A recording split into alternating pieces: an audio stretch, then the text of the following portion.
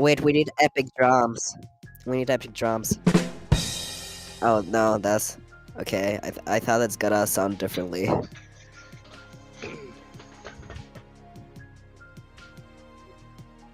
Go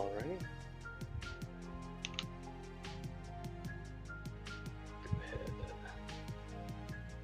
There we go. Well, hello everyone, and welcome to our Thrive stream for the 1.0.1 release of Thrive. Today we have a few of the regular faces alongside some of the, well, I suppose I haven't been seen for a whole year now, so that's that. I suppose I'll go ahead and introduce everyone.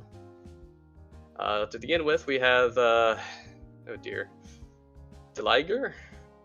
One of our programmers who's currently working on a sort of a prototype on the side that I believe many people would be interested in seeing. More on that later. We have Galaxy Dragon, who's one of our newer graphics artists. Hello everyone. We have Hiro Lanen, our lead programmer, a bit of a mainstay in the team for many years now. Hello. Then we have Nani, one of our new game testers, and they have been quite diligent in that part. And then Patrick, our programmer. Hello.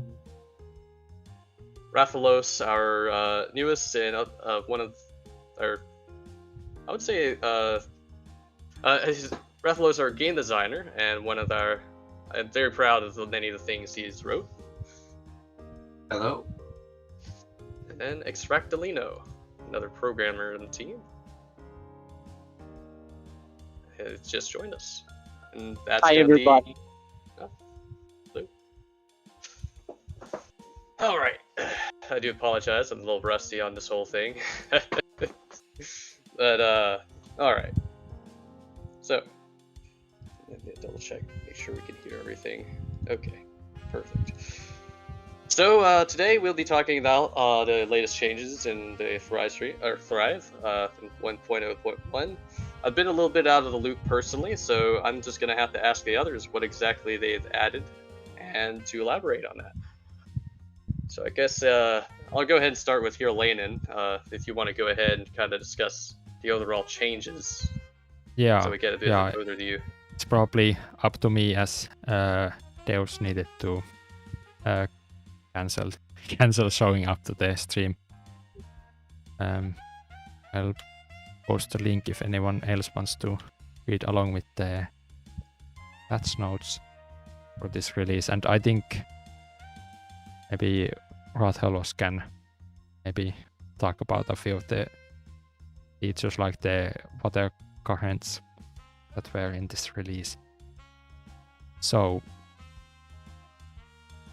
yeah, this release was mostly just cleaning up from the 1.0 release, which while we did test quite many like test releases before it still had quite many issues, so I was stuck mostly just doing some bug fixing, and of course with my December break I needed multiple weeks to get up to speed with all of the stuff everyone else on the team had been doing while I was away, so there wasn't that much new stuff in this release, but hopefully now that we have made the first multicellular release we can then start making bigger ones. Anyway, some of the big highlights was the tolerances improvements with the new look of the user interface for it. And also I had time to hook up the tolerances for multicellular, so now you need to keep worrying about them even after the microbe stage. And then quite many smaller multicellular improvements like the route order selection and being able to select what is like the bud cell when you exit the editor. And I tried to make an algorithm that makes better body plans from the editor one, but that's still not exactly perfect, but I think it's better than before. Any improvements certainly. And then one last big thing was the specialization, which is basically, yeah, okay, I see Rattalos posted the look of the new thing. This definitely helps illustrate what it's about. But then besides this, like the only headline feature I had just enough time to squeeze in is the cell specialization feature. If you are made up of mostly one organelle type, you get a bonus to your bioprocess speed overall. And of course, for the next release, this is planned to get even more bonuses from cell adjacency in the multicellular state. So this feature is really meant for the multicellular stage, but we didn't have enough time to squeeze in that second part of the feature. So it's a bit basic right now. So you're saying we have the beginnings of basically making the body plan matter a lot more for the multicellular? Yeah, that's part of the thing is that, yeah, we are now properly in the multicellular stage development, so hopefully for the next release we can make the stage start to feel like its own thing and have special features for it. One thing I want to add is on the cell specialization feature that was just mentioned is, of course, it's technically not exclusive to the new stage because single cells are also affected by it. But of course, the big difference is if you're in the first stage, the one cell is all you have. So every function you want to have needs to be in the same cell, so you can take less advantage of the specialization bonuses. But once you have more than one cell, you can kind of cheat the system by focusing your cell parts in different cell types completely. So I think that's quite an elegant way to demonstrate the benefits of being able to specialize different cells. Yeah, So definitely. In the single cell stage, would you say this kind of discourages the gameplay that's kind of been meta for some period of time, where basically you just have every cell part and trying to take advantage of every diet? Or at least it gives you a slight bonus for not doing that. That's a good way to see it. But there's probably more we can do on that, but the feature was just implemented in this update. Probably for the next one I can look into how to balance the numbers. Yeah, we didn't get balancing from the game design team, so I remember right, like the maximum bonus is that you can have 60% extra bioprocess speed, which is actually quite huge. So like you can definitely probably do very overpowered builds with it when you really focus on one organelle type. Well, that's some feedback that's certainly worth looking forward to. We'll have to keep an eye out for what the community thinks about this new feature. Yeah, there hasn't been yet that much feedback, which is, well, quite usual for the release day, but we'll see next week once the feedback starts to come in.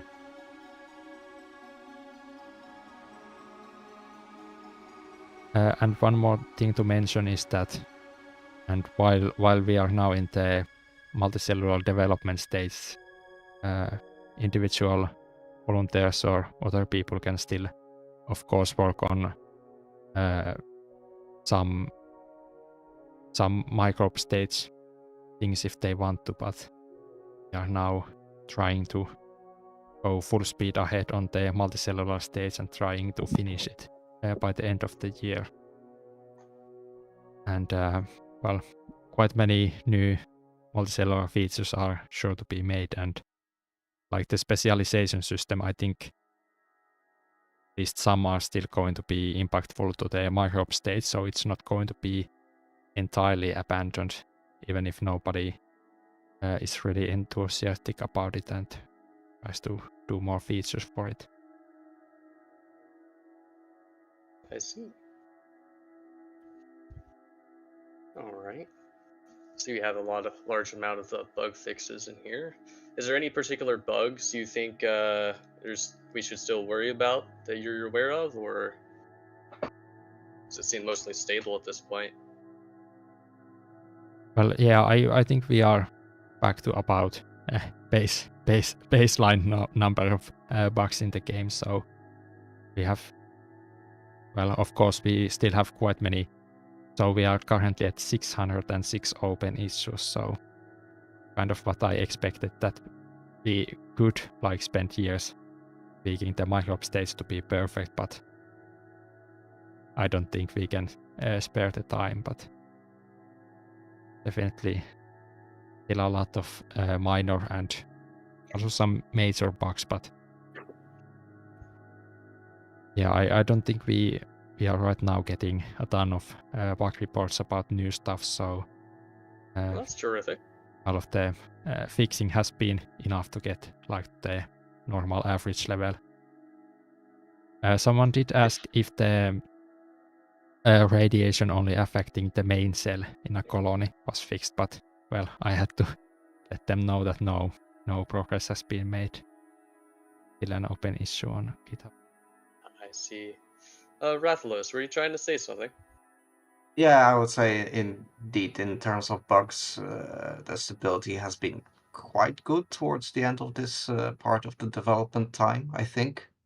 One thing that I would say is like a current issue is that the auto evo system can run quite slowly because of additions that have been made recently.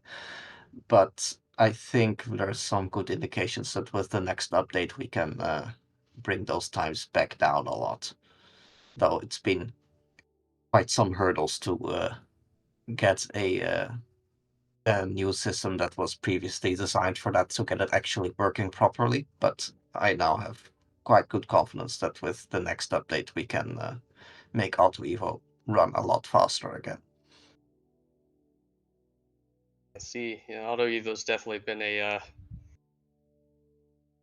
issue with performance, especially as it gets more advanced. That's one of my greater fears for sure. Yeah, and Buckley, you have luckily not been around, because like in the 1.0 release leading up to it, a bunch of new features were added to Auto Evo, and it's actually quite, I'd say it's kind of the main concern right now. Like it's not really a bug, but like in one save it takes, even on my computer, takes many minutes to get into the editor, and it eats like 13 gigabytes of RAM, the Auto Evo system, so there's quite high priority to try to get it into a better shape. I Uh, see. Yeah, my Thrive just gives up on 15th generation. Or like something close to that. That's really high number of generations. It just gives up. I wait for an hour and it's still loading. All right. Sounds to me like we might have to consider making a separate either repo or branch, not branch. What's the word I'm looking for?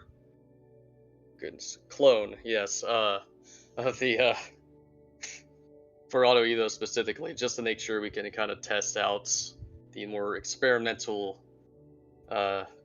designs for it without having to worry about impacting performance in the base game until we're ready for it. Because if it's taking our developers such a long period of time to load it, then that's kind of concerning, considering the seemingly average performance of our users' computers. Yeah. The testing of new Auto Evo features is always a big problem because like even for the new features, like it was very extremely difficult to get anyone to like really test them and sign off them. And I just remembered that nobody yet pinged everyone on the community Discord about the live stream, so that's probably why we have quite few viewers right now. So try to do it. Hopefully that was there.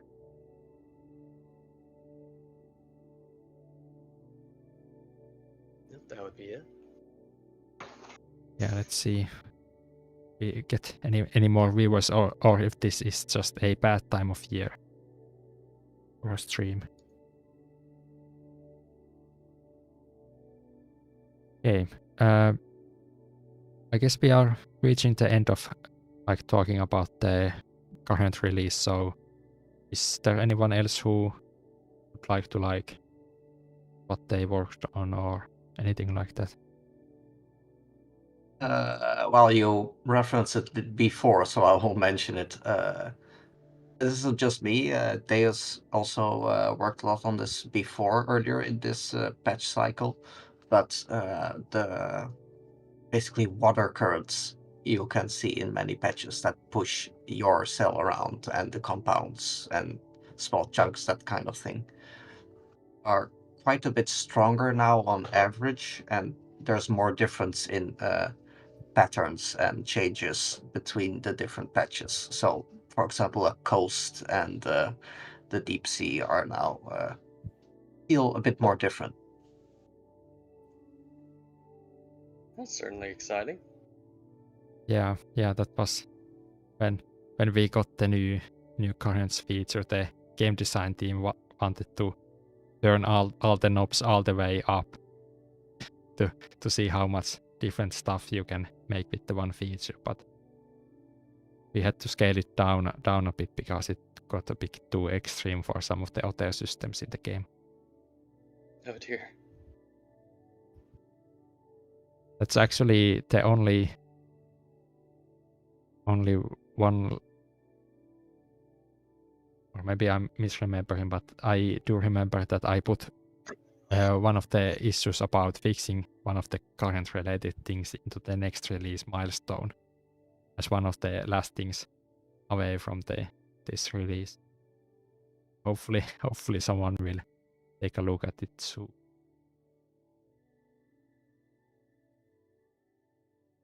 Alright. I will say the kind of better working with the water physics in Thrive was one of the things I was hoping to work on before I ended up getting too busy with college. I know right now we currently seem to emphasize on smaller cells kind of going faster than the larger ones, which it is worth mentioning this is actually inverse in reality, where smaller cells and just smaller organisms in general are dealing with a higher viscosity ratio with the water. They basically have to expend more energy to fight it. In fact, I would say the planktonic realm on the smaller scales has been described as a hell by some of the biologists I work with today, because when you're small enough and you are a fish or a fish larvae and you attempt to swallow your food, sometimes just the act of closing your mouth tends to push the food right back out of your mouth simply due to the viscosity of the water. It's honestly very sad to watch. Anyway, in Thrive, we probably just... Go ahead. I mean, it is kind of rewarding to get big enough so you could overcome the currents. That's good. I should ask, the currents, do they take size into account in that regard? Does being larger make you more or less victim to being pushed around? Less. It's right now it's pretty obvious that it's less. Good. But yeah, in terms of being affected by the water, I believe it's just a case of currently we're using a very conventional physics engine that comes with Godot. If Herlin can probably specify better, but it just takes a quite a simple system of the amount of propulsion or speed you have compared to the density of everything in the cell. So it's a very conventional physics engine that probably doesn't fit perfectly with real life physics at this kind of small scale. That's Yeah, we alright. are using an off-the-shelf physics engine called Yolt. And well, while it is actually in Godot now inbuilt, we are actually using a custom integration, the physics engine. So we are technically not using Godot for physics, but directly talking to the physics. And yeah, basically currents just apply a physical force to the cells, and anything with more mass, like same force, means less acceleration, so the cells are less as affected by current forces. I see.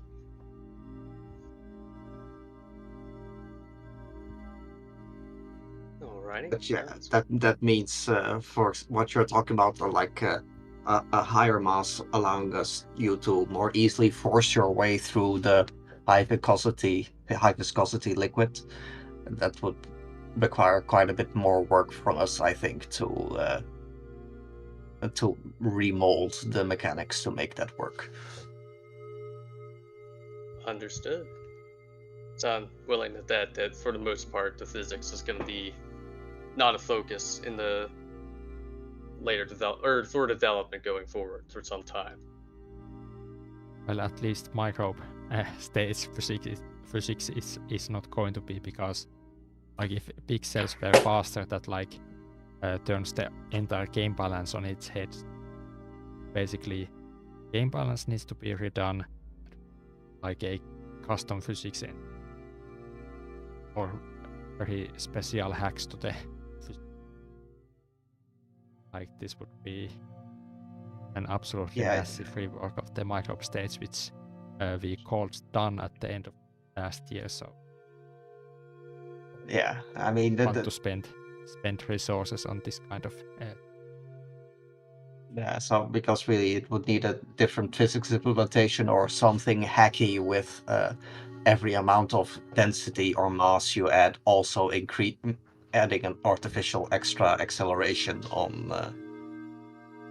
the same cell. So Right. Therein, I suppose, lies the biggest problem when you have a cumulative approach with the stages. If you want to change a fundamental part of the game, you have to change more than just the current stage you're working on. So it seems. Alright, well. So I guess we can now about future, because I bet that once we get to the questions, there's going to be one question about the next. For sure. What would you say is the biggest feature that you're anticipating for the next release? I think it will be the cell positions adding more specialization bonus. So players who put like all of their like one type of thing. I don't know. I haven't like really played the multicellular stage all the so up to speed of the stages, but make a few cell types and then put cells of one type close together. They will get an adjacency bonus, so the specialization score goes up, and that will be a pretty major change to the way body plans cellular stage. That's planned to be in the next release. One feature that I've promised to make.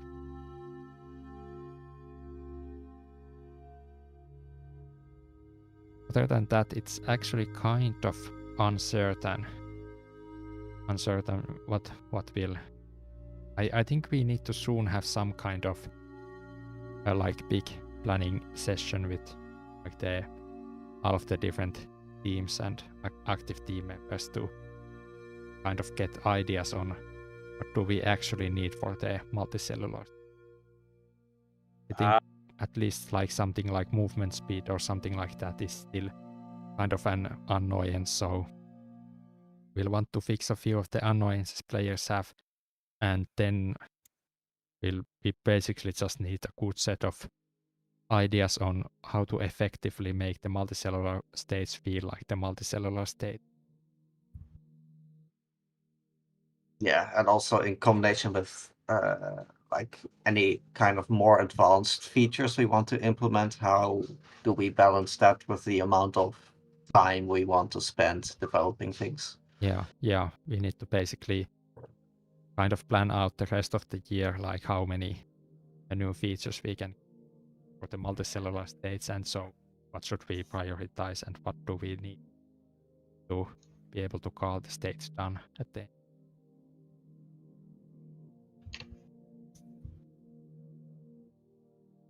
I'm waiting for the editor, for the stage selection mechanic to be implemented. Like, it would be very beneficial for playtesting while having actual, like, cells moving around. Yeah, that'd be good. Okay, so that's actually auto evo for multicellular, because the reason why there are no other multicellular species is that auto evo is just disabled for them. So that's definitely a big thing we need to get this done this year, so that there are AI multicellular species also.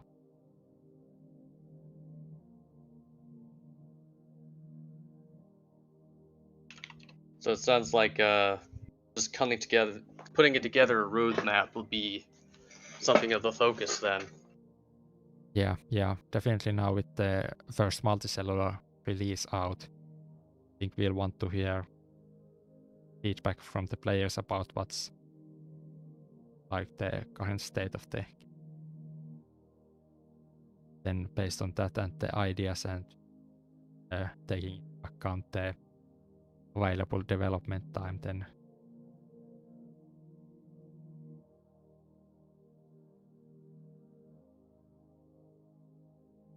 Sounds like a good plan.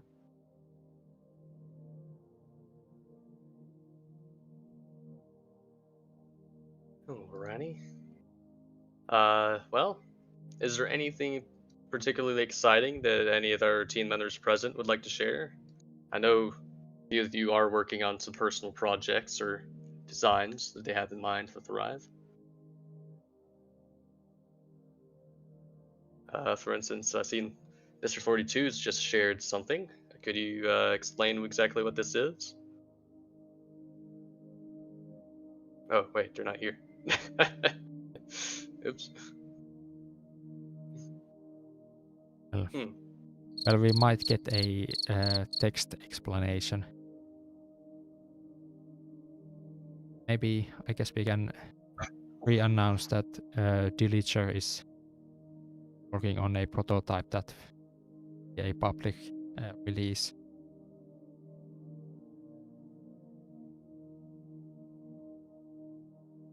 I see.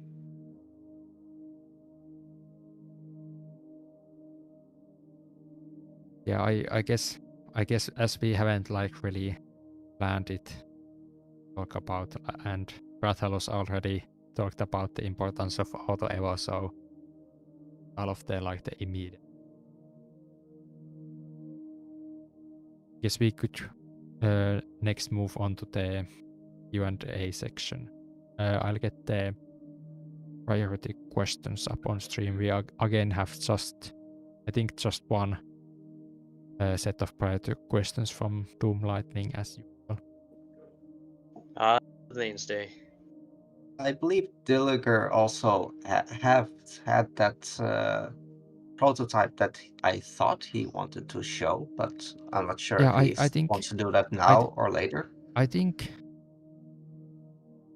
did I misunderstand, or at least I got the picture that he wanted to do a few more like fixes to it.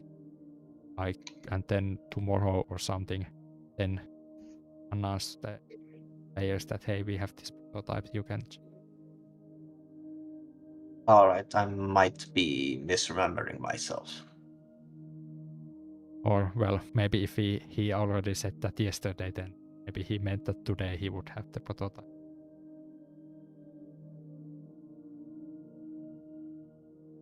I guess we'll see. Doesn't seem to be here right now, so yeah, we'll see the see prototype. later. We'll see the prototype when it is available.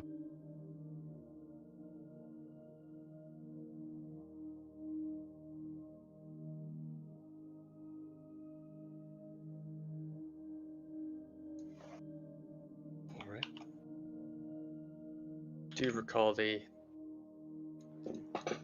Do you struggle with spoken English? Let me see something real quick.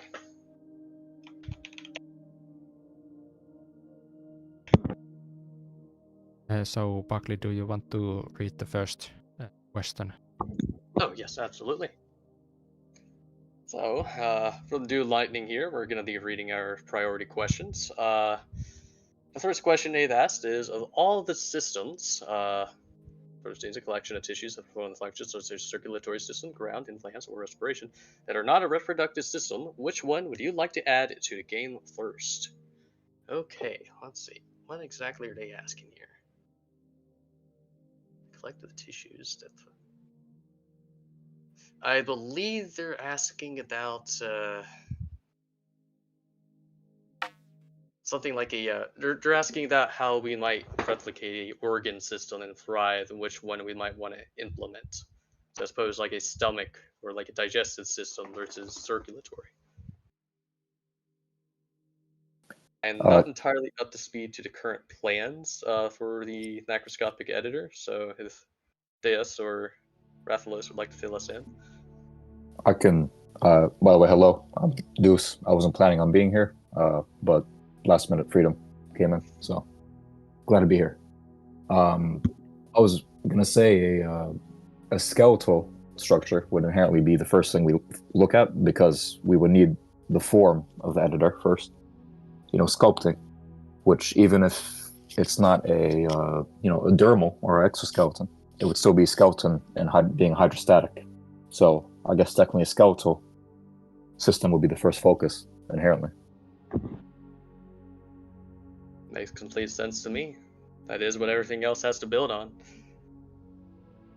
Yeah. I would say if we're I think we're pretty much if we're talking about these whole systems, we're pretty much talking about the macroscopic stage. I would say after a kind of skeletal or like let's say overall structure system, the second step I think would be the digestive system. Yeah, just to define what you eat, how good you are eating it, where you get it from, that sort of stuff, I assume would be a good next step. All right, so the skeletal and the digestive system, both are good answers, I would say, and I fully support that. Yeah. Alrighty, moving on. Next question from Dune Lightning is, focusing on the multicellular creatures, will you address the level of physical laws dependent on the size of the creature, so that the player will think about how to build your creature or not? Suppose that comes back down to the impact of the environment on your creature based on size that we briefly touched upon previously. Yeah, it ties. Also, I just realized we have 3 game designers on the same live stream, so that's pretty cool. The existing concept is focused on constraints, at least the most comprehensive concept we have right now, which focuses on mass, center of gravity, surface area, aspects like that, which kind of tie into your organism as a whole. Because if you think of really good editor systems, like Kerbal Space Program, the really fun stuff isn't the placing down a rocket to get +5 speed or whatever. It's, if I place down this rocket, is the rest of my rocket strong enough to sustain the explosion that happens? So if you replicate that with constraints, that'd be really interesting.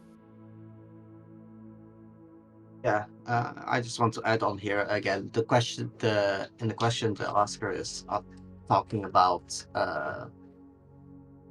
multicellular creatures, but again, this seems for us more something happening in the macroscopic stage. We might end up having some of these global statistics also in a multicellular stage, but we're kind of limited here because basically in the programming we're dealing mainly with a lot of the different cells which each act as separate objects for the most part. Yeah. Also, it's just tougher to kind of map out the effects of these general constraints of that size. It's kind of a weird area when it comes to evolution. And also, again, like you mentioned, it's pretty hard to replicate that at that sort of scale. So probably not for multicellular, but for macroscopic, that's definitely an important thing.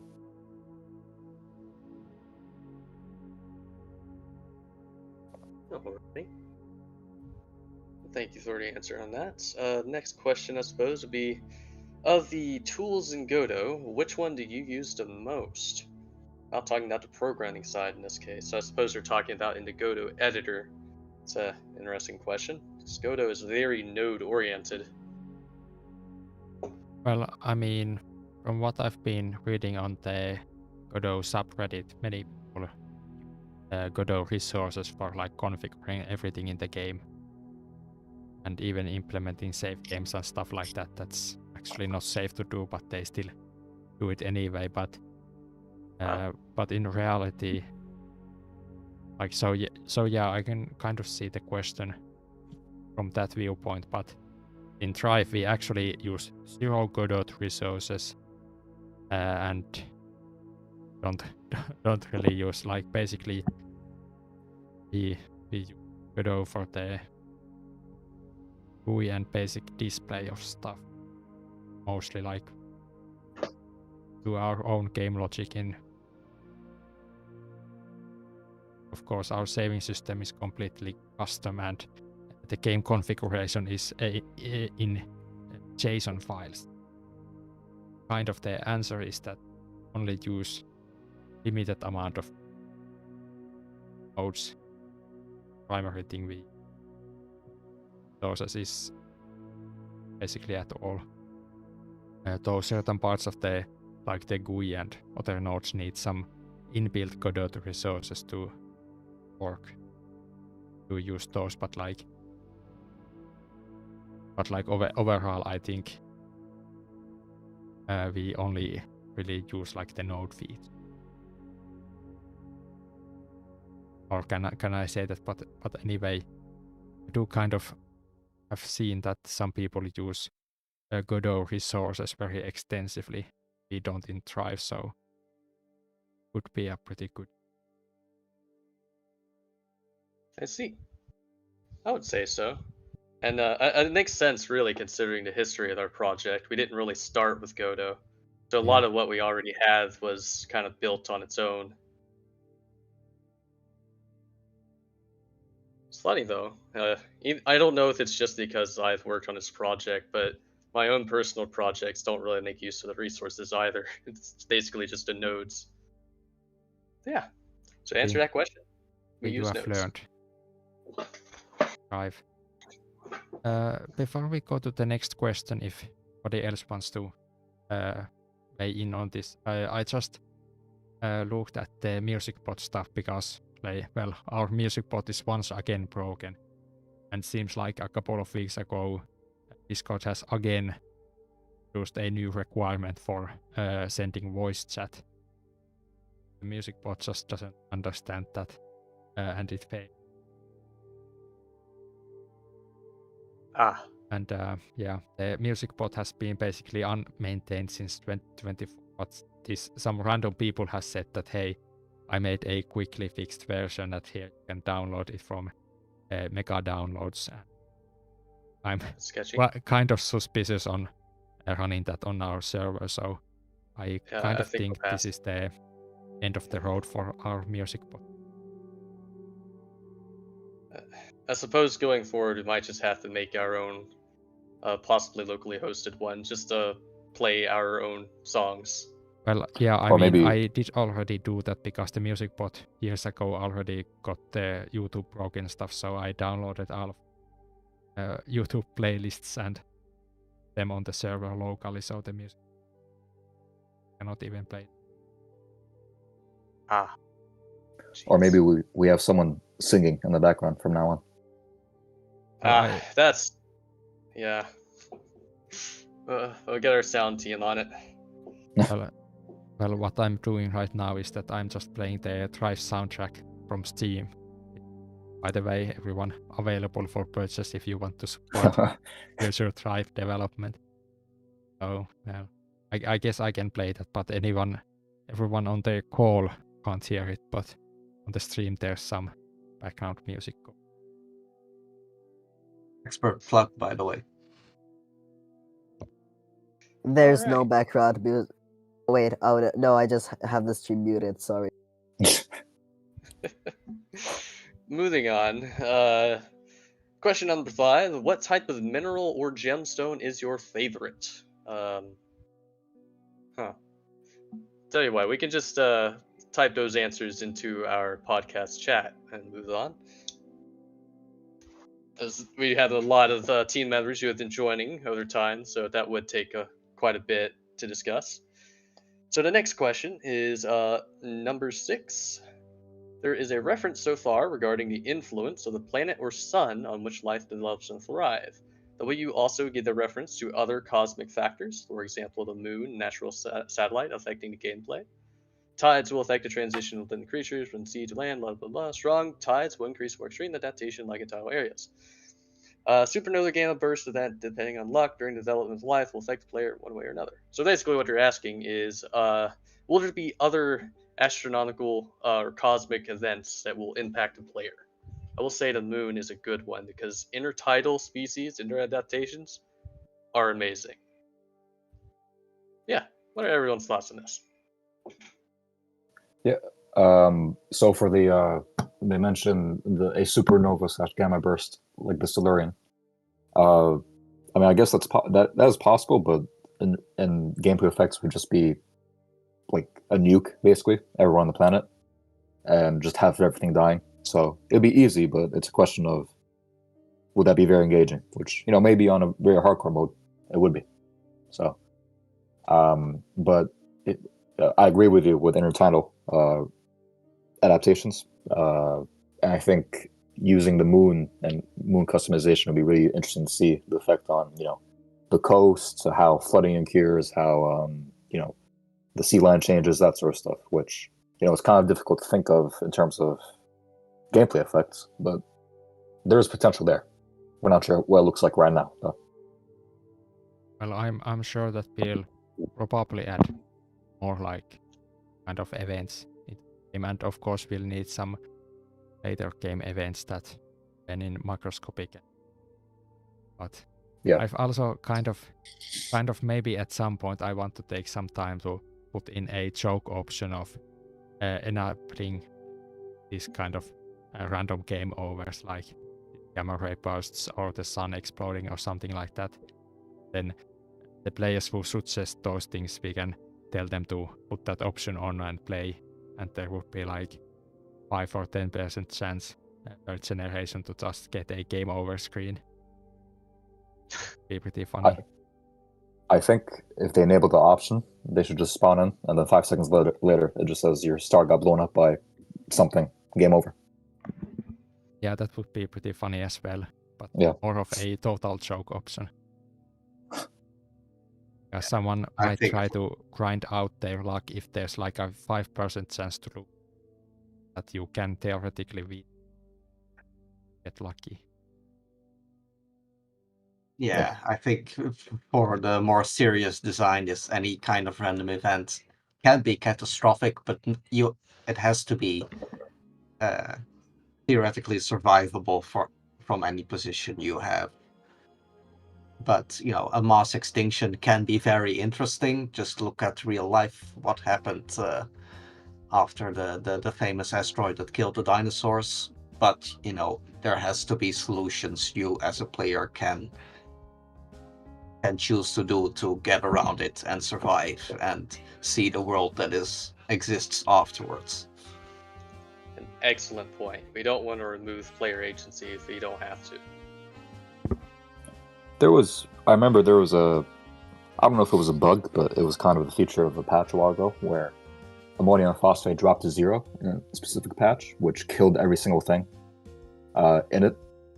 I remember thinking that would be interesting if it wasn't so kind of, I guess, irreversible at that time of implementation. But yeah, that's kind of a cheap way we can kind of implement that.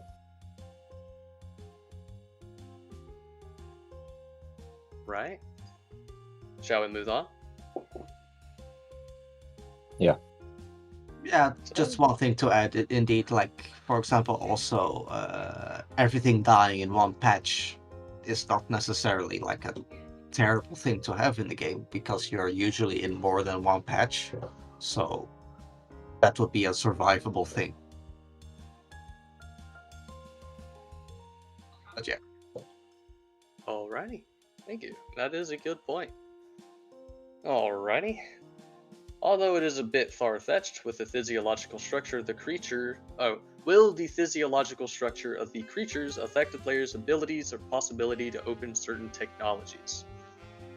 And that's a little far ahead, given what we're currently doing, but I would say it is very much within the realm of the intent of Thrive to have physiology impact your playstyle in later stages.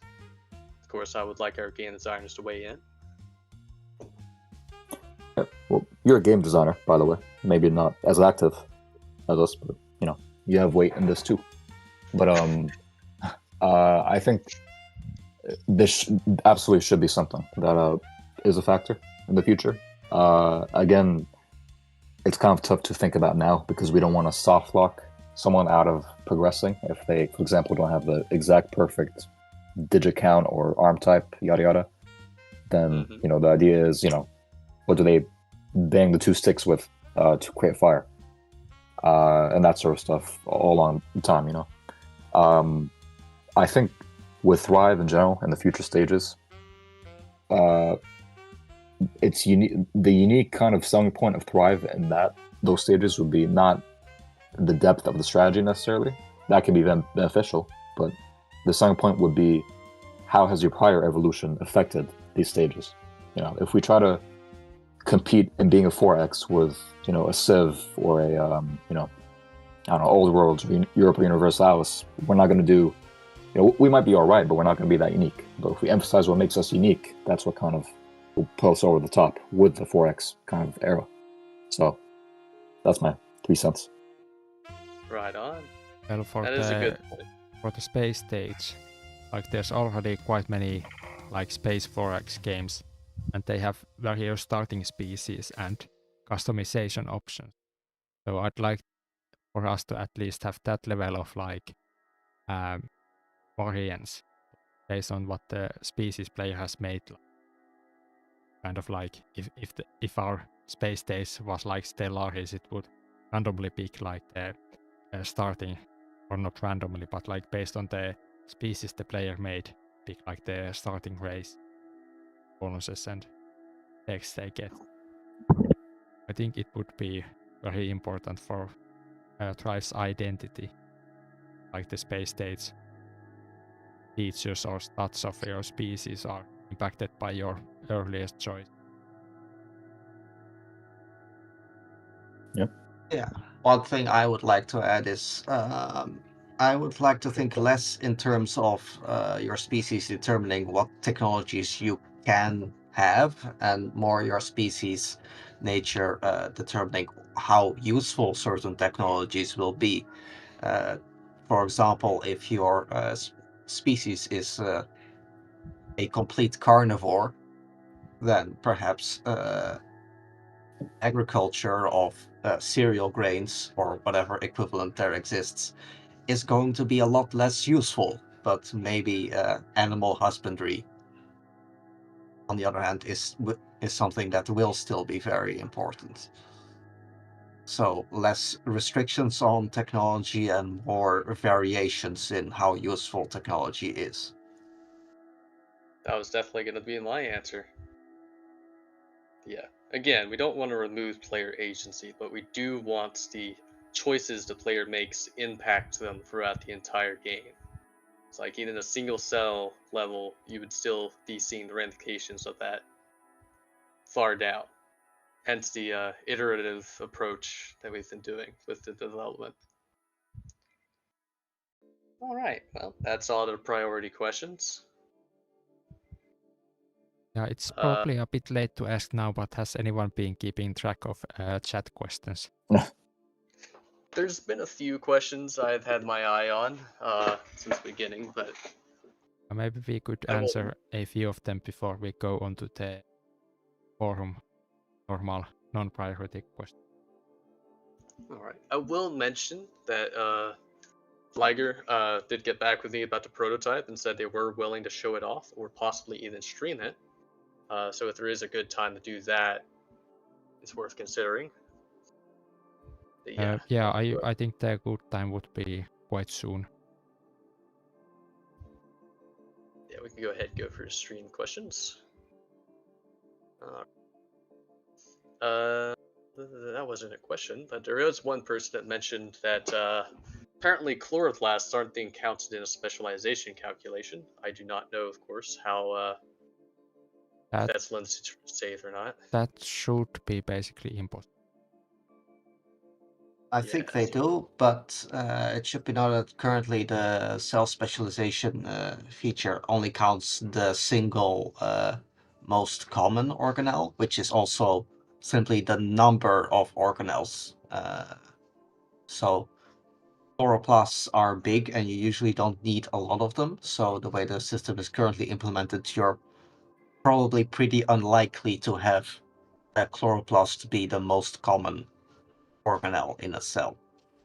Yeah, and one thing actually related to the balancing is that I put a to-do in the code that do we want to merge the eukaryotic and prokaryotic varieties of organelles, like is it like right now, because it literally just checks the most common organelle type, and it can be the case that you have like split your, like already replaced some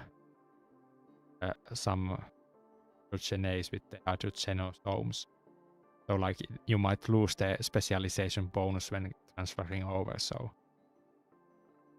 might be one balancing change to do is to merge functionally relevant organelles into one. Or there's some different options I've been looking at to just like change how the calculation is made, simply be using the same information already available. So I can probably do that myself without programming help. But there's a bunch of different ways you could make this calculation. So yeah, probably just a case of trying several options. Suppose that's something to discuss. First question from BuilderBoy983. Do any of the devs know if there's any Easter eggs left which no one has found yet? My assumption is no. There's so few Easter eggs that they discovered, and of course we like talked about them or like at least teased them in the release. Then of course people could check on our GitHub.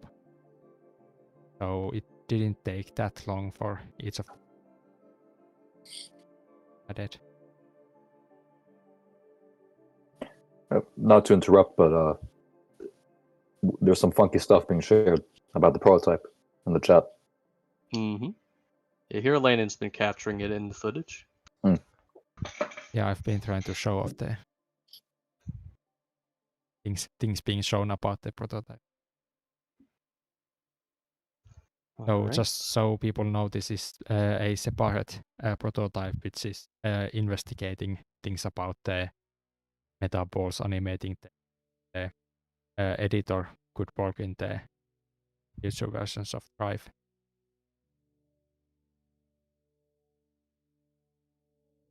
Does make for some somewhat spooky looking results. All right. So next question from I lost my place. From IDY Bob. In the future, could you play as land-based microbes? I assume they're asking about something like soil microbes or something along those lines. that'd be a fundamentally different experience from the current market stage, which assumes the presence of a fluid. I mean, there's nothing stopping someone from really doing it and committing to it if they want to, but I would say that's not in the focus of the scope of Thrive immediately, our most prioritized items. All right. Yeah, I mean, it basically always comes up that people want like more microbe environments, where like in the air microbes and in some parasitic some big stuff like that. Yeah, like people will have to like implement those themselves. A priority. But now with the states done, it's quite unlikely that we try to those in. But if anyone wants to make them, like they could make them. Yeah, the thing is also, I mean, patches themselves, from what I've seen, pretty much slots into the existing system as we already have it. Yeah. So I think for a volunteer to make some, assuming you putting the effort to also have the backgrounds and everything, I think it's quite possible. Yeah, actually, a new patch type would be quite little work, though. Of course, yeah, like you said, you need the new background art and stuff like that, and configuring all of this, like the spawning system and the terrain, etc. That unrealistic amount of work for someone to do and send it. I think the more kind of return, the higher return of investment with patches is to focus on improving existing variation rather than adding more patches, because without the underlying systems, it would just be essentially a different background. So I think that's where our recent attempts to increase the current speed have been really valuable. They really do have a very strong effect on gameplay differences between the patches. Yeah, I mean, just to give like an example of this in case people haven't seen it, right now, if you just take the top layer of the ocean, the currents will toss you back and forth quite frequently. The currents change a lot, but are not incredibly strong. While the estuary patch, for example, has a quite strong current that is constantly blowing in the same direction. So the compounds and cells and everything else are kind of being blown downstream. So which makes it immediately, in my opinion, quite a different experience. All right. Next question is lost my place again. My apologies. All right. From Viper Pro 140, can I become a dinosaur in the macroscopic stage? I would say probably yes. Sure, when it comes out. I would say probably not the macroscopic stage. That sounds like an aware stage. Yeah. Right. I forgot about that split. Well, and at least if I am assuming here, speaking about dinosaurs, that you're also talking about rather large creatures. And to be honest, I'm not sure how possible it will be for us to have particularly large organisms. Probably some other people have more ideas on how feasible it is to get really large creatures in the game. I think large is more doable than very tiny. Well, in the microscopic stage, you can make a cell that would be found on a dinosaur. So you can do that already too, but you can't attach it to other cells enough to make a giant creature. So that's that. Alrighty. Assume these have been like chat questions. Yes. You want to go ahead and go with? Maybe we should take some forum questions. My apologies, I did not realize you had those up right now. I shall get to that. Yeah, I put up the normal stream questions. I think we have about 14 or so people asking questions. Now let's get going then. Alrighty. So, 31415 has asked, do you have concerns that multicellular development may bleed into 2027? You did say you predict it's going to take about a year? Yeah, I think we can sufficiently make a focused roadmap so that we don't run out of time this year. Alrighty. So next question is, how has the multicellular development been like you to the developers? Have there been any major divergences from the mode of operation during the microbe stage development yet? I suppose they need any changes in workflow or paradigm shifts, for lack of a better word. Well, we've been barely into it, I'd say. In terms of everything, in terms of a change in the workflow, not necessarily.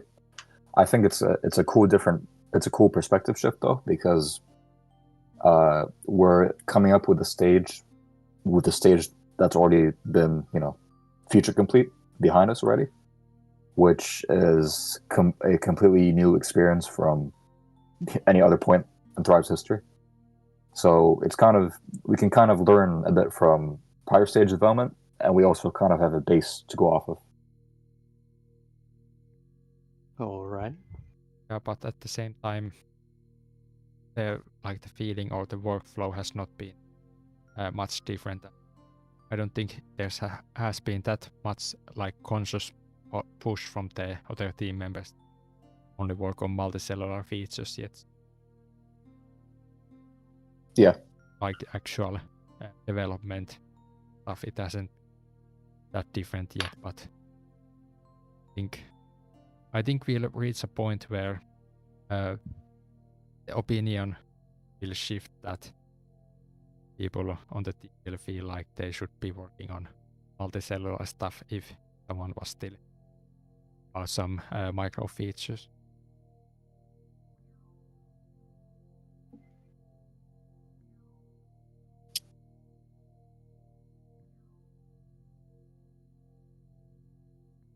I see. Thank you. Next question from Kethcore. Let's see. The first question is, do you think the metaboss or the macroscopic stage and onward take the insides of the cells into consideration, or will it just fade into obscurity? I do believe it's, at least back when I was still active, it was very much within consideration that the cells would stay, what's the word, relevant going forward, if the current game designers had anything to add. Well, I would say if there's anything regarding, for example, editing the nature and statistics of the tissue of a metabol itself, I think it's natural to do that via the cell editor, since we still have that already. So I think that's a natural way to include the cell editing into the macroscopic stage and beyond. I mean, my hope still is that we can use the cell editor we already have to make basically be a tissue editor. Well, I think it's a bit tough with the cell editor in the macroscopic stage, because a lot of kind of features of macroscopic structures would require very kind of odd and non-traditional parts, if that makes sense, if there was a macroscopic version of the cell editor. When it comes to kind of the baseline tissue on your organism, maybe in your dermal skin, maybe it's just more typical, maybe place a few mitochondria or whatever. But, for example, how do we reflect the advanced structures of different macroscopic organisms within a cell editor on the macroscopic stage? I'm thinking about things, for example, like, having a skeleton, like a bone skeleton, requires us requires you to have a cell type for bone tissue, which would be a cell part in a cell that produces bone. It should be a pretty simple way to implement the things, and we have examples of this, or have had this in prototypes in the past. For example, the myofibril fibers to make muscle tissue. Yeah, it's just, and part of me wonders how much of a overload that would be for the player to focus on multiple levels. But it's ultimately a bridge we'll have to cross whenever we get there. I mean, the only alternative I see is that we just have like some kind of drop down or checkboxes or something like that. Like it's like not really avoidable. Like we can try to make a new simplified like cell type editor, or we can keep using the current system, and I think current system will be a much better thing to do because it's visually more interesting, and we don't have to like design an entirely different like experience for the editing of cell types.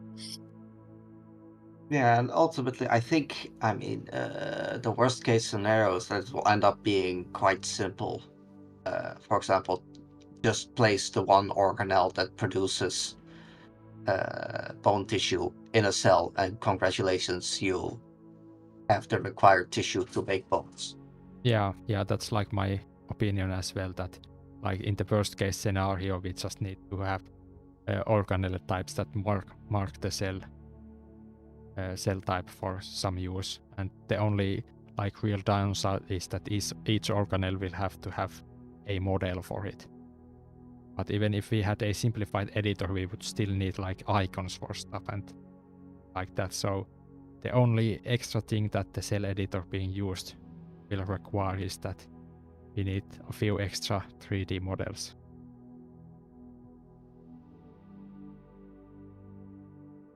Yeah, well, if it's simple enough, then the question is it necessary? But I think that's a bridge we'll cross when we get there. Well, I mean, like I said, like the only other option would be like make a drop-down list or something like checkbox or something like that, which would be visually very, very dull for the player. Yeah, we'll see.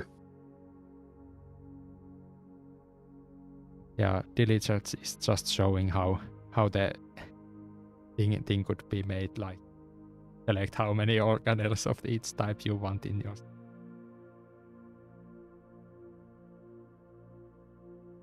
Be interesting. Alright, next question from the Cathcore is, how's the project with the Hexaquill world going exactly? I believe that was in relation to, who was working on that? Juzo Lens, that's right. I think they did mention something in that stream chat earlier. Let's see here.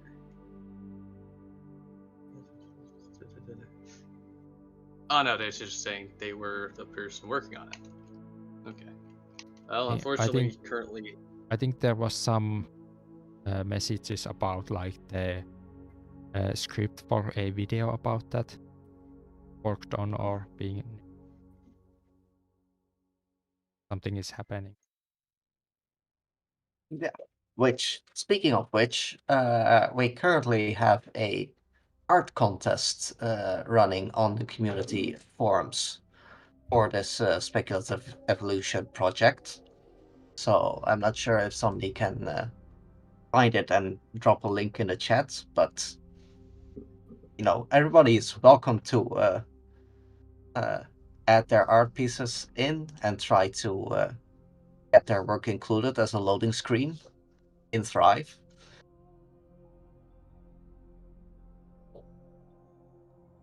I see. Something to look forward to then. I'll have to check that out if we have any interested artists in the crowd. Alrighty. Next question from Trappist 1E. Do you feel that the current progress at Multicellular is going smoothly? And I suppose y'all did just start, but it sounds like you're off to a great start. Yeah, we just started, so not much to comment yet on the smoothness of the development? I think we have a good idea of the kind of features that would be cool to see in the Multisera. That would be enough for, a pretty engaging one. I think we'll probably have discussions later down the line of the extent or effect of these features, but I think our vision of the Multisera stage is a lot better than the vision of the markup stage was at this stage of, the markup stage's development. That's a run-on sentence, but ultimately we're doing good, I think. That's a great perspective to take. Thank you. Okay, if anyone else has anything to add, I suppose we'll move on. What is the most ambitious feature planned for the stage? I guess we haven't really picked up the roadmap yet for this, though, so... Do y'all have anything to add? We're going to represent the addition of every single cell from being a single cell organism to a microscopic organism with 20,000 cells in it. It does sound ambitious when you put it like that, for sure. Yeah. Yeah, someone did actually just a few days ago put that as a suggestion on our suggestions site. So the player will place it one by one until they reach the max up stage. I see. Yeah. I think the ambitious stuff is related to specialization and adjacency. And the question of progression, I think, is pretty... there's a lot of room for what that could look like. So there's more ambition there, I think. But I don't think it's as much scope creep as there was for the microbe stage. I'll put it that way. Yeah, I would say for now, I think actually the specialization and adjacency systems, I think, are pretty well in hand. I mean, the specialization system is, I would say, fully implemented. It's just it probably needs some adjustments and balancing. And the adjacency system, I think, at least conceptually to me, seems like it would not be an impossible task to implement. I think from things that we technically have planned, well, one thing, because it's actually been in the editor UI for a long time now already, is different reproduction systems and styles for the multicellular stage. Because, we'll need to remember the that concepts.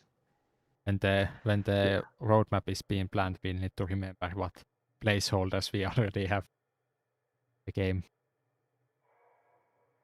Yeah, because that whole mechanic, that's I think is going to be an ambitious thing to actually implement it. I see. I would say my own take on this is probably figuring out how to get auto evo to make some competitive species with such a freeform editor is going to be quite a conundrum. Very much so. Yeah, that's probably actually the most ambitious thing, because I have limited ability to work on the auto evo, so every other feature will plan, think I can get done, but auto evo is something that I'll need help with.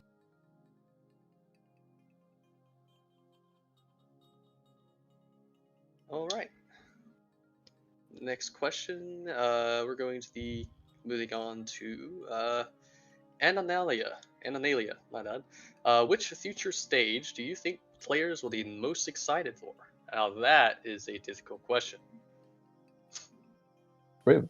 I think macroscopic is pretty the gem of Thrive. Well, I least think in the eyes of many people. We have asked this question in the forums and stuff like that, so there's actually quite a big spread. But yeah, I think macroscopic and aware stages get the most votes. Yeah, because I think it's closest to the original kind of prototype released by Spore way back then. It's kind of like the closest to that perspective, really enhanced. So it's definitely my most kind of eye on stage, me personally. So at least I probably detect that more in the community. I would say that makes sense.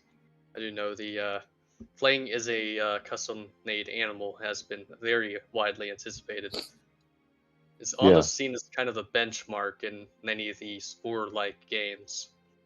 It's always the creature editor and not necessarily the Civ stage or anything. Yeah.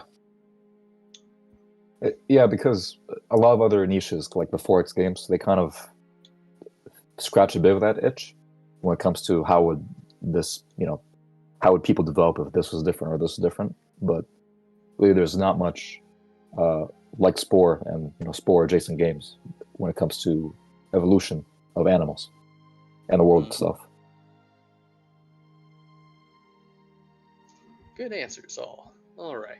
Next question from the Animalia is, do you have any inspiration from other video games sort of multicellular awakening stages? And I'll make it harder and say, not Spore. Spore can't be an answer. Good constraint. Well, I mean, in the awakening stage, is it like there's that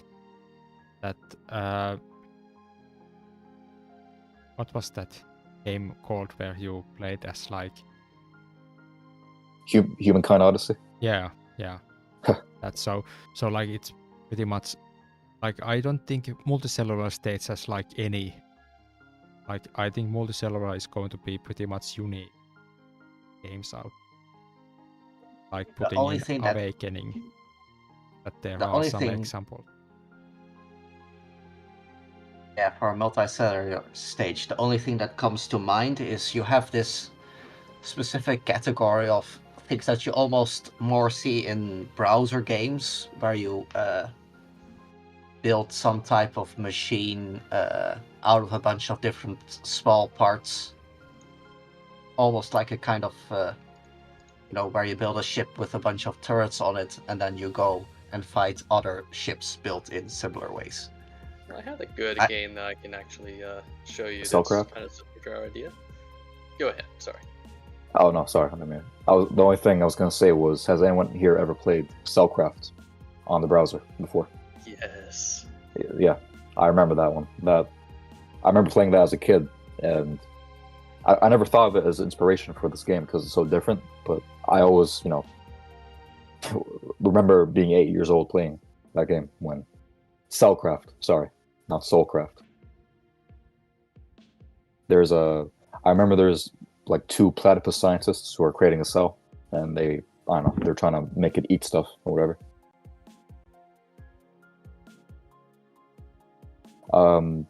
One answer I was going to give for the macroscopic stage for the comprehensive editor concept, I really thought a lot of Kerbal Space Program when it comes to the editor, just because its approach is really focused on, engineering something that is greater than the sum of your parts. It's not the booster that's on you, it's the integrity of the ship as a whole. So I think representing those kind of constraints are a really good idea for any sort of sandbox or editor game.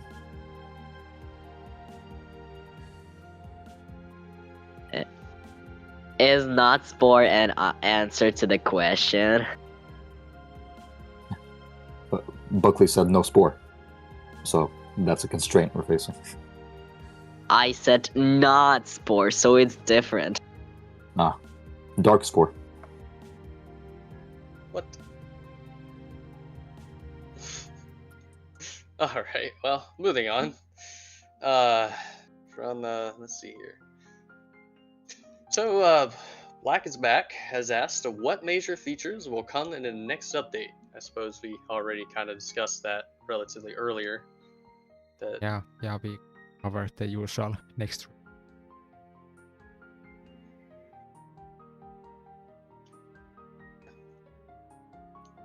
Barring any reiteration, I suppose we should move on to the next question, which is, what is your motivation to come this far without quitting? Money. I suppose. No. What? I said money sarcastically, but there's not much money.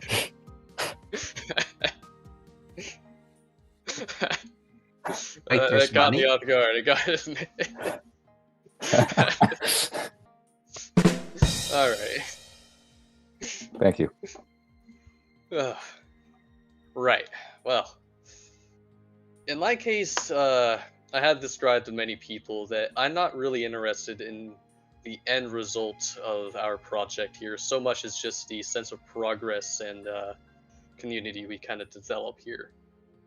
Now, technically speaking, I did kind of quit, but it's not because I'm tired of working on Thrive so much as I just have to do other things as I focus on college and work. I imagine you might get an interesting answer for someone like Hero Lanen as well. Well, I think mostly my answer is basically the same as it was before, but I think I could maybe add now that like it's starting to look like it might actually be or like try to succeed. But then so far that like we might actually like the project might actually succeed. I think that's I'd like to like add to my previous answer about all of the stuff about being able to work on a game as a job. That's pretty nice. Having been around the project for a really long time, so of course see it succeed, but then now is that it's kind of looking like it might actually work out. Drive might succeed actually. I think that's some extra motivation as well. That's really great to hear, and I would agree. Deus, For me, you have something to add? Yeah. For me, well, I always like the. For me, this sort of topic has always interested me when it comes to evolution and science and that sort of stuff. And I think, seeing this project grow and kind of the spirit it has of being open sourced, accessible to the community, really had a strong impression on me when I first heard of it. And this is just a really awesome way for me to kind of have an outlet when it comes to kind of learning more about a really beloved subject of mine, and also just contribute to something that I, as a kid, would have really loved to see. Maybe some kid in the future really enjoys the product of our work and gets inspired to do other stuff in the future. So it has a pretty soft spot in my heart.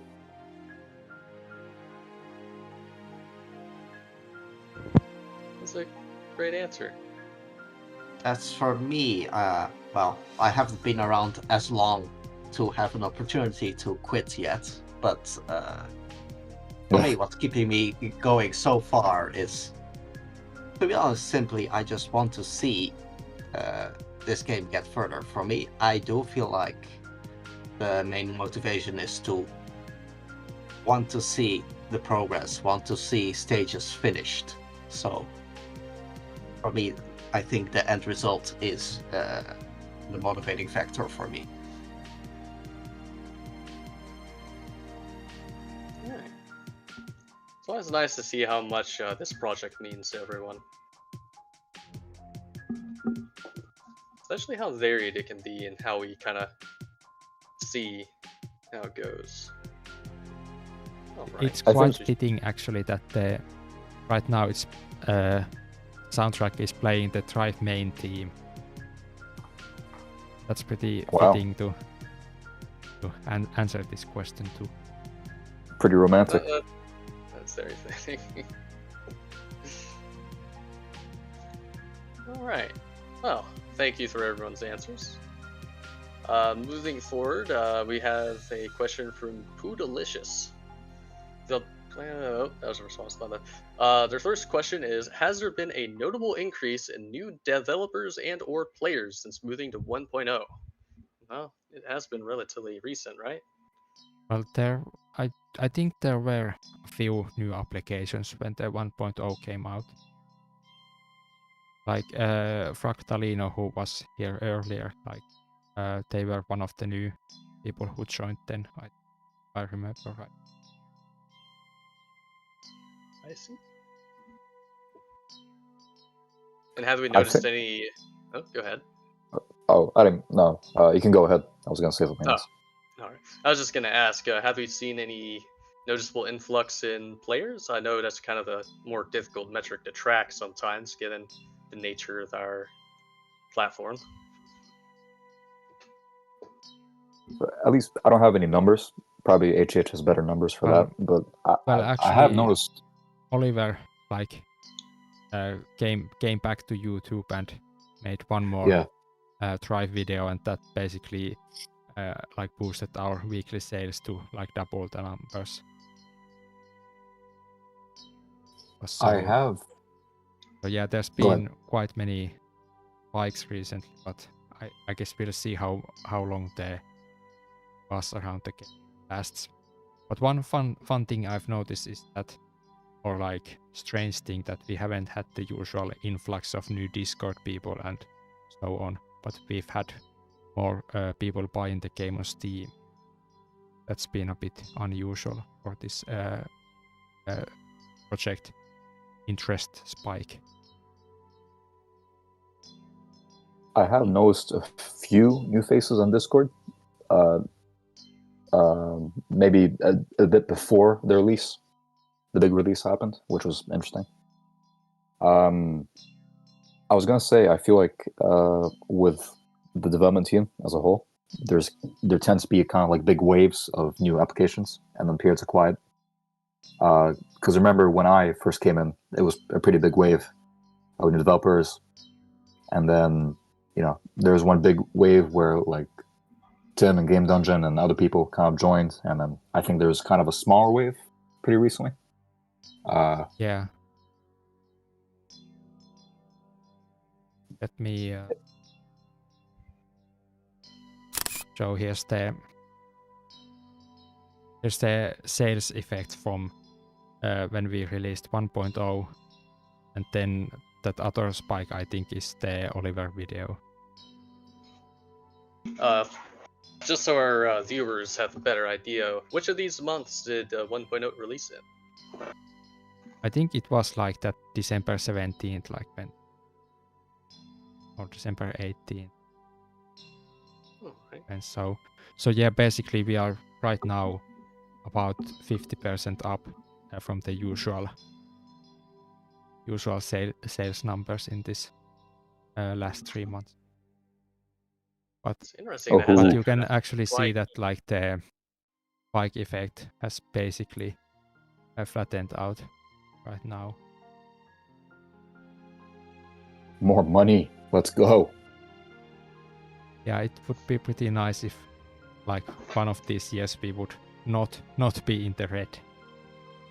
Because we can probably only be in the red for 2 more years, and then it's only game over.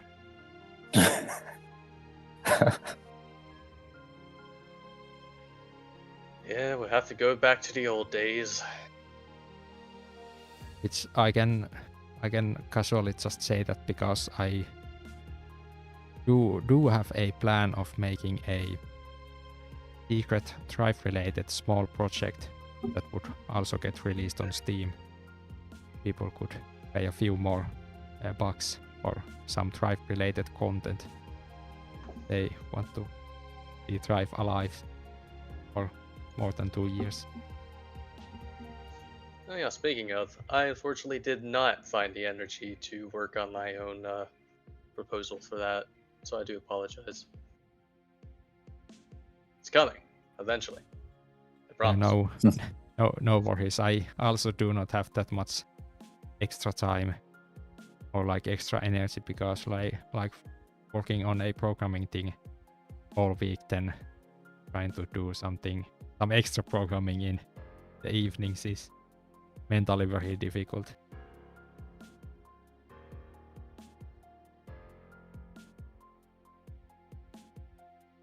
All right. Well, going forward, let's see. Roughly how long would you guess before we might see a roadmap to 2.0? That's actually pretty on point question, actually. I suppose we did talk about it. So yeah, I think rather than having the usual next release planning thread on the forums, we should have a general multicellular roadmap thread where we can discuss what everyone wants to see and what's required and what should be put first on the roadmap and so on.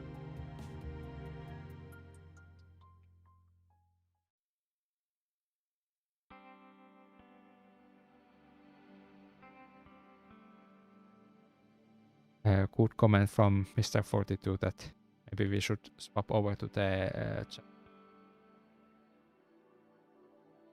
We can do a couple. I don't think there was a whole lot of chat questions. I kind of looked at it on and off. So let's see, just double check. Yeah, not really seeing anything new other than one more question, so we can go ahead and answer that. Where did you go? Where did you go? Would organelles be slowly replaced with specialized tissues? I suppose we answered that earlier. That it's looking like the specialized tissues are going to be comprised of these cells with organelles. So yeah, yeah. So not really equivalent to like replacing organelles with. Yeah, kind of a different concept we are going for. That was Epic Gamerman 7887 asking that question. Next up, we will answer another one from Sotra Engine 4. Will organelles affect later stages? Which I guess we answered that too with that. Yeah, hopefully. Yeah, and then there's just one more from chat from Lovro Stathanak. What stage from all you have planned making are you most excited about? Macroscopic for me. For me it's the one that needs 3D models.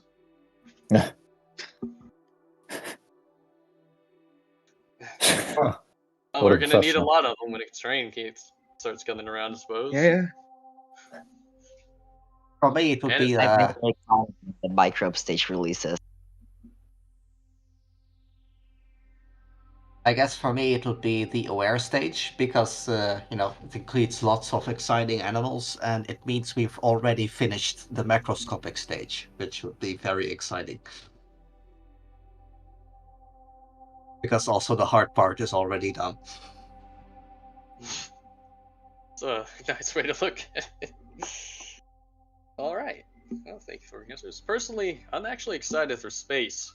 Mainly because I have some own unique takes. I want to try and push for that. And also, hopefully, I'll be done with my college by then. So I'll be able to work on Fries again. Hopefully, unless you're in college for like 80 years. It's feeling like it will be that case. Yeah, you'll get through it. All right. Also, you need to manage this one thing called a job after college, and I think at least some team members have found that a job is even more harmful to drive contributions than studying. I will attest to that. The reason I retired is because I am working and going to college at the same time. Yeah. It does not do wonders for the energy. Alright. Next question from NedJed on the forums. Will it be possible at the microbial stage to make the membrane of my cell toxic and use electricity as a weapon? That's two questions. That's just two questions. So, in terms of membrane toxicity, I vaguely recall some species, and they use bacteria or something that actually has toxins concentrated in their cell wall rather than the actual interior of the cell. Which makes sense. You don't really want toxins on the inside if you can help it. But I would feel like this is mostly like a video game design choice of if you want toxin production to be concentrated in like. I don't suppose it'd really make a difference in terms of gameplay outside of just how you get around doing it. If any of the other designers want to weigh in on that. I would say the gameplay niche of this mechanic is kind of taken up already for the current effect, which is if you have toxins stored up from your internal organelles that this will damage anything trying to eat you. So I think the gameplay niche of this is already taken. All right. And as for electricity as a weapon, it is very rare to see that in the microbial stage. In fact, we never see that in the microbial stage, as a single cell is unfortunately unable to create an electric impulse strong enough to cause any significant harm to anything else in its radius. Now, when you put a cell in a line with thousands of others, then you start to make some numbers, and electricity does become a viable weapon if you live in an aqueous environment. You see that with torpedo rays, electric catfish, and of course the very famous electric eels. But that does require specialized organs that are made up of cells specially made and dedicated to creating an electrical current. So definitely not a microbial stage thing. Yeah, definitely sounds like a macroscopic or even aware stage mechanic. That being said, electricity can be utilized for communication, but I don't know much about that on a microbial scale. All right. Anyone else have something to add to that, or shall we move on?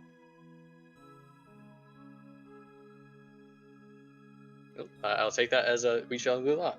So, next question from Medjed is: at the space stage, will it be possible to destroy planets to attain a lot of resources?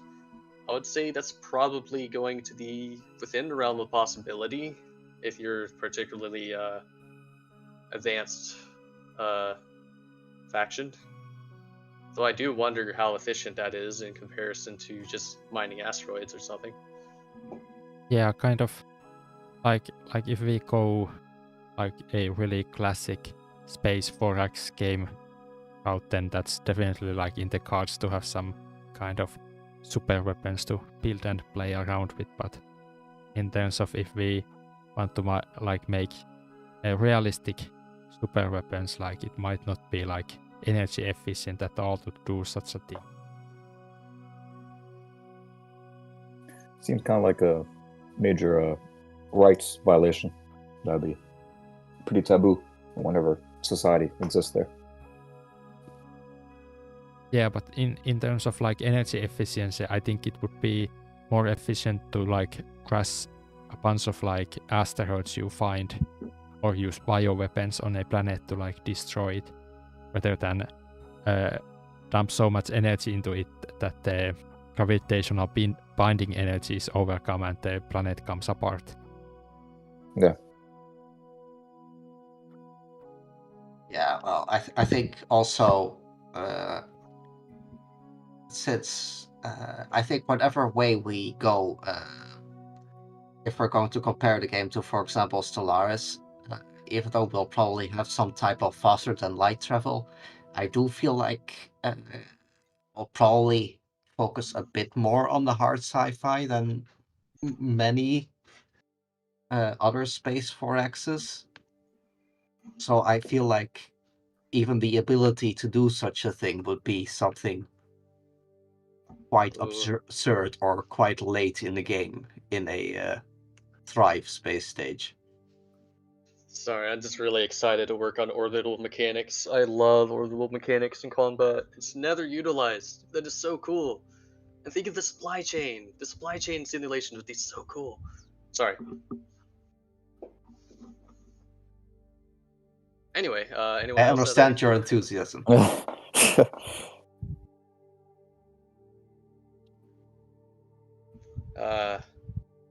Okay. In Anthropocenian Age has asked, what microscopic features do you think will be added to multicellular? What macroscopic features? Macroscopic features? Multicellular. Yeah, it would be tough to represent. Toxins. Maybe. I don't know. Maybe he's asking about things that can be kind of backported. I mean, for example, the cell specialization feature that is new is technically made for multicellular, but also applies in a microbe stage. Well, yeah. But I think there's less carryover between multicellular and macroscopic.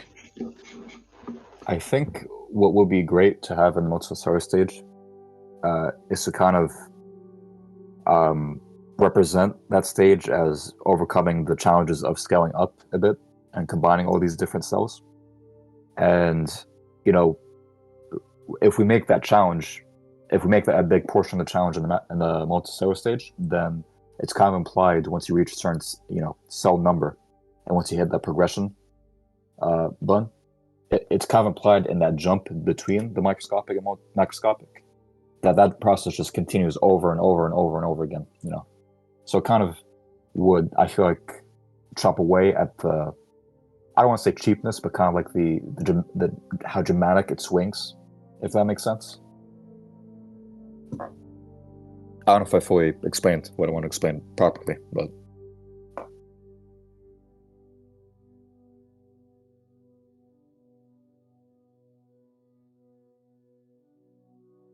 no, I guess everyone's stunned to speak from just the sheer amazingness of what I just said. Yeah, I couldn't really process it. Okay. Things get bigger. There we go. Yeah. My answer to this question would have been that it would be pretty hard to predict what features do we make in microscopic, and then what will multicellular look like at the end of development, and then try to map these two concepts, like what features would like the earlier states. Like that's almost impossible to answer at this point in time. Yeah, I mean, the only thing that just now came to mind is for the macroscopic stage, we're probably going to look more into the world generation, because we will have more of a real planet to work with than just, you know, a patch map as we have now. So I can imagine there's might be some adjustments we want to make to the way that patch maps might work in relation to the real planet we have generated. I know there's a lot of work going on around how the planet generation itself is going to work, so I imagine that can affect the patch map.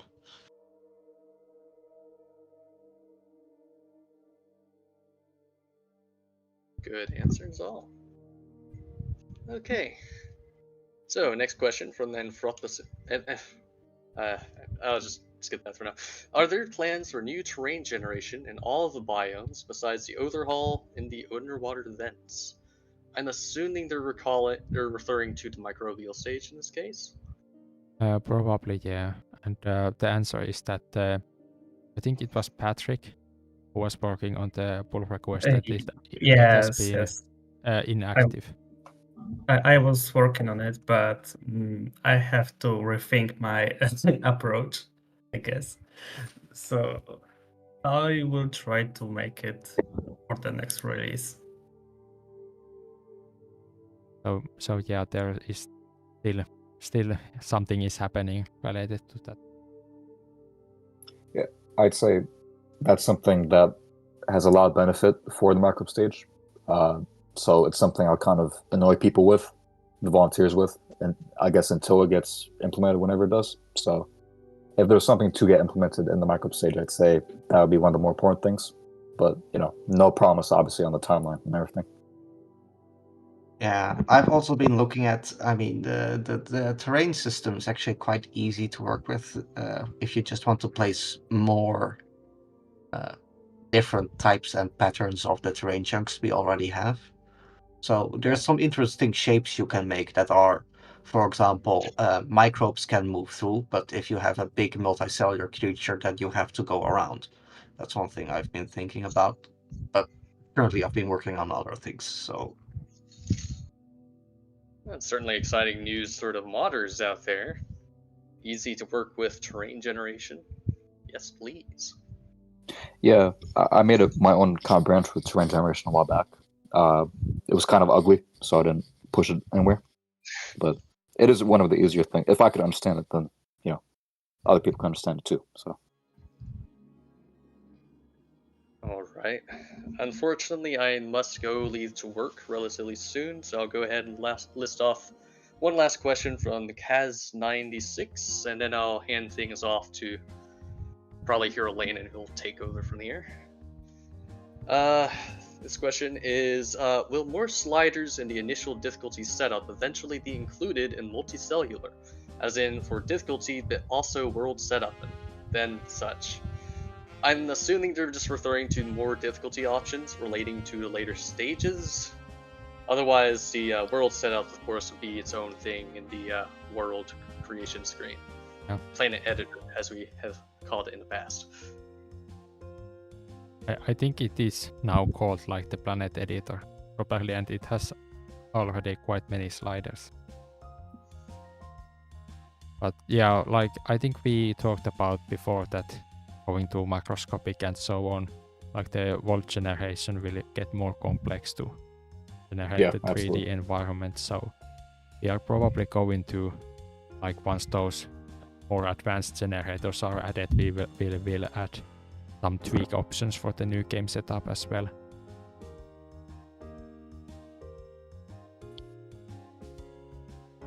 And Alrighty.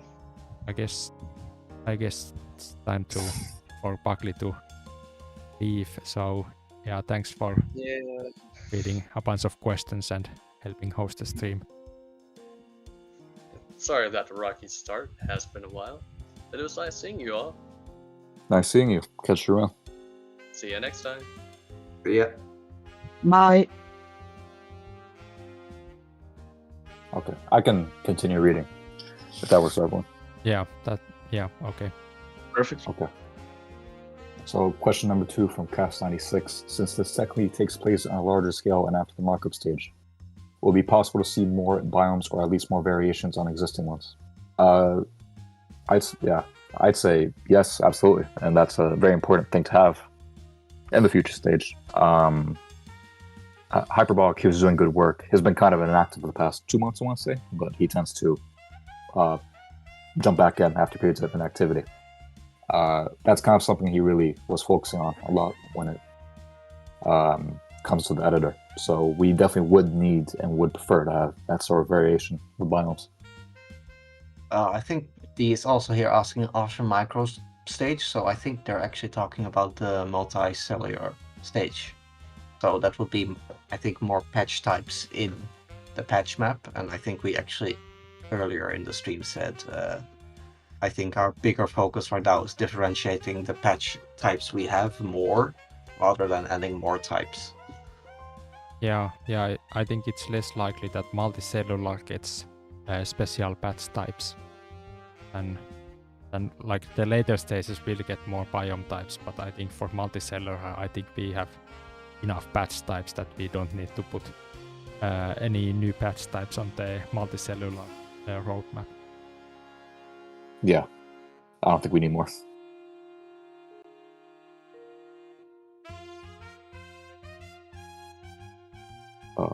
Okay, we'll move on to the next question.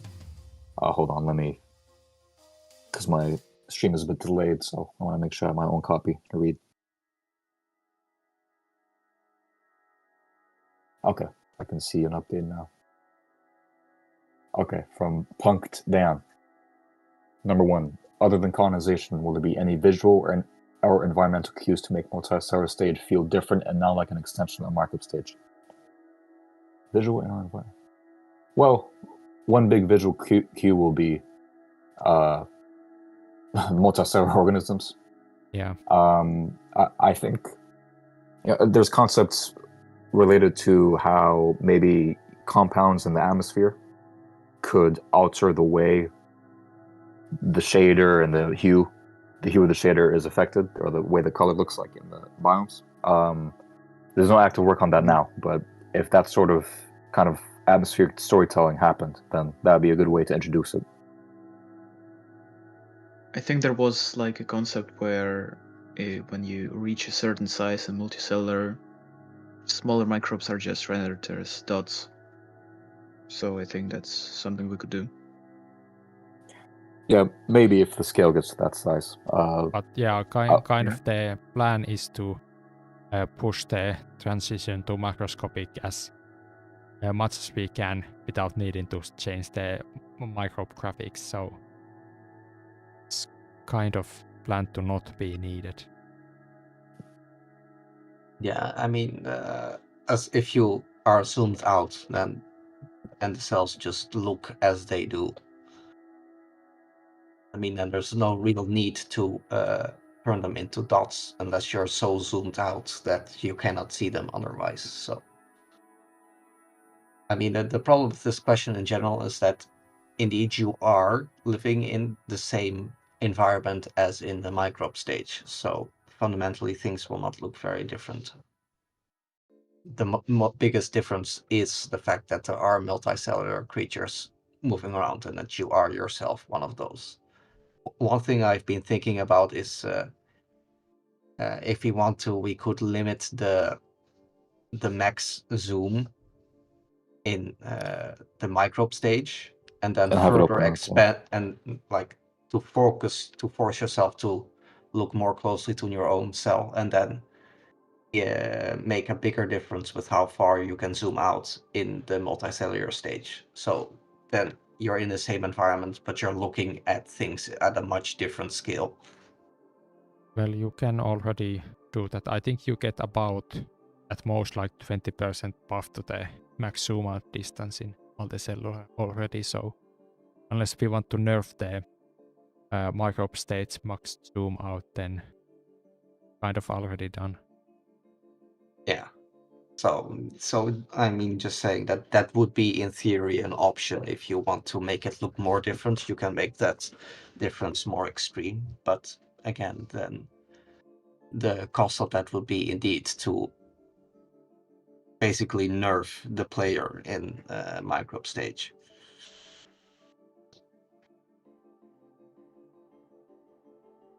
Has anyone been reading the YouTube comments? I tried asking in the podcast chat if anyone had any good questions, but nobody said anything. So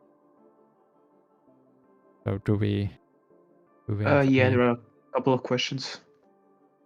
There are good questions there, but we have maybe about 7 minutes left of the official stream time. So maybe we go through the community questions first, and then we go through that. So we'll go through the community questions right there. I could try to answer those questions in Okay. YouTube chat. Okay. That'd be useful, yeah. Thank you. We'll focus question number 2 from Punk Dan, who is retweeting a question from Medjed. Will the space station Thrive be similar to Stellaris? Well, since Hirelena mentioned he really likes the idea of that in Thrive and is a big developer on Thrive, I think that's a pretty good comparison to make.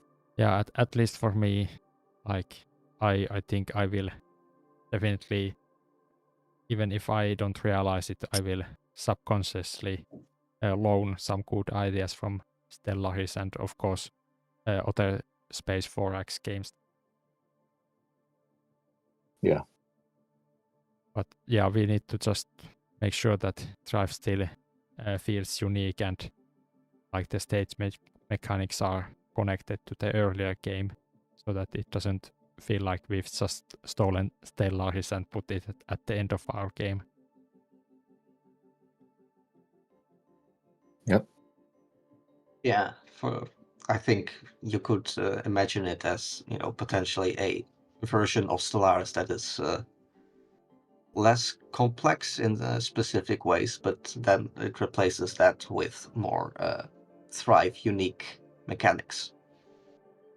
For example, what I'm imagining is if you get the ability to genetically modify species, then you would do that via actually editing the species in our macroscopic editor. Yeah, that's very good callback, like unlocking some like biochemistry research would like unlock the cell editor again.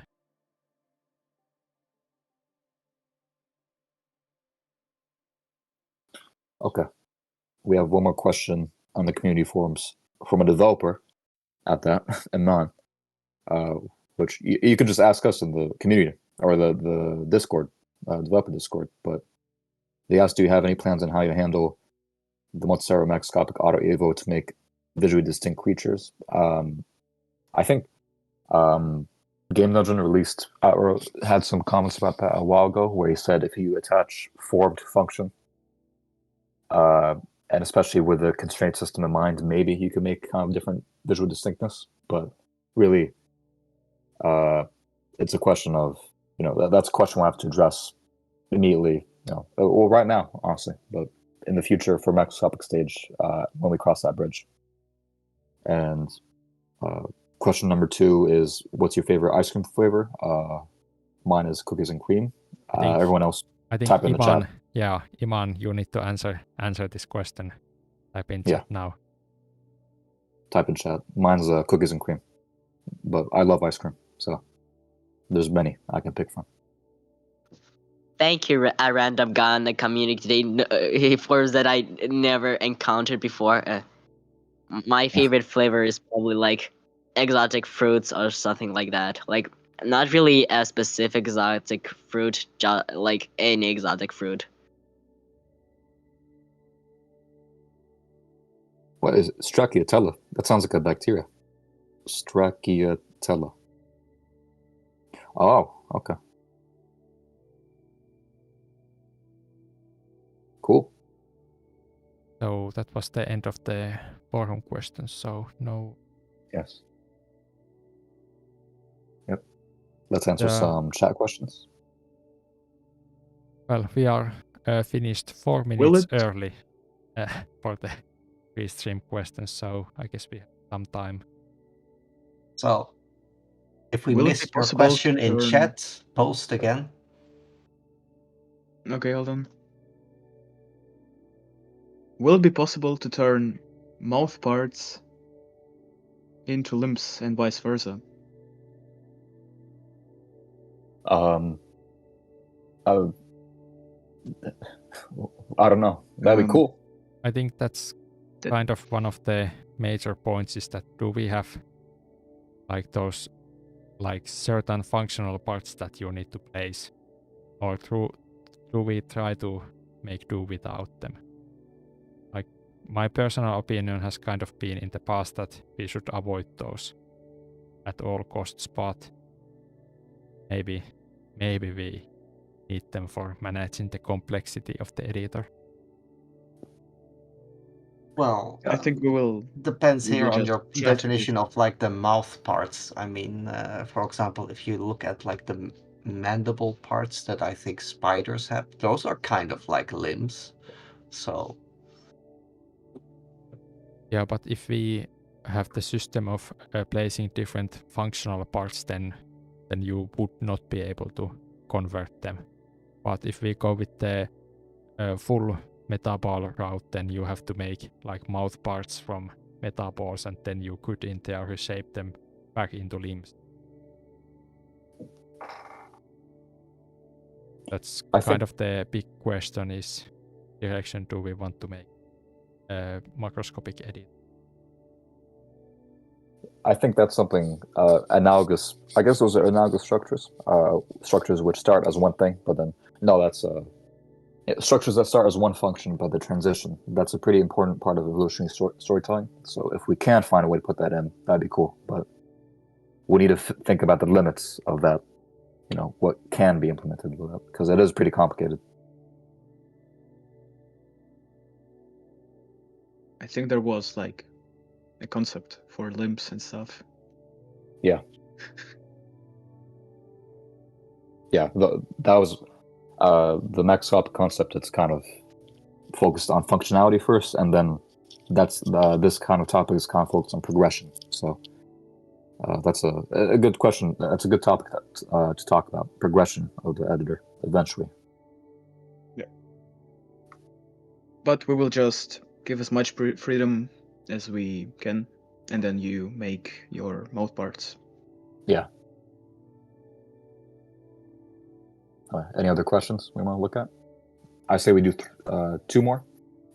Well, we only really have time for one. Okay, one last good question. that the best game chat has, or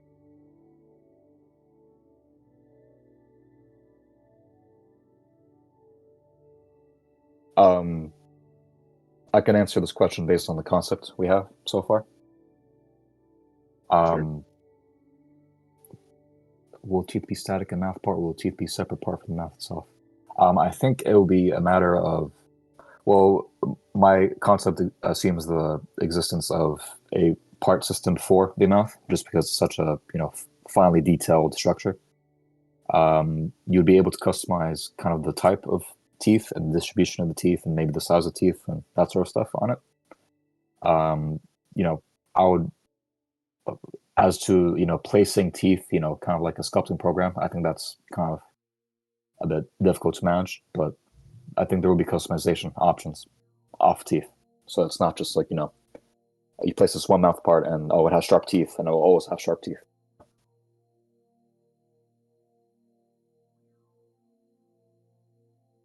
But something we have to 3D model. 3D model. I mean, even if, let's say, if we do go with more fixed part types, I think here it would be not that impossible to have like multiple different types of mouths and a selection of teeth, and you can match any type of teeth to any type of mouth, etc. Yeah, it's funny because teeth actually evolved before mouths for really simple jaws fish. There's I forgot its name, but there's a species of fish that it has basically a circle and it has spikes coming out of the circle. So make of that what you will.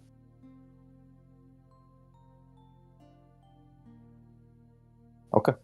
Is that enough for our last question? I think so. Yeah, we are now officially over the 2-hour mark, and I just remembered that we have not yet asked people to join the team, so let's do that before we end. So once again, time to let everyone know that Thrive is an open source project, so anyone with game development skills can contribute.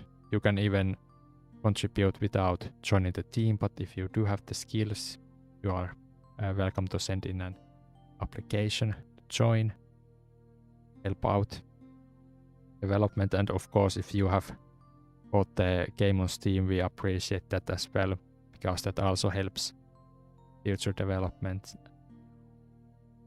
And yeah, there's many different ways to support the project.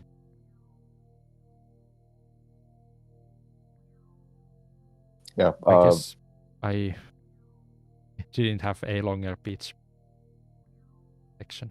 Well, everyone here started as a volunteer, even our paid developer. So really, this is a project driven by volunteers, and it will always be driven by volunteers. It would be pretty funny to, like, if we ever get enough money to hire a second developer, we could like put in requirements for like 8 years of Thrive development experience like there. So that would be pretty funny. Yeah, well, we'll adapt to the labor market.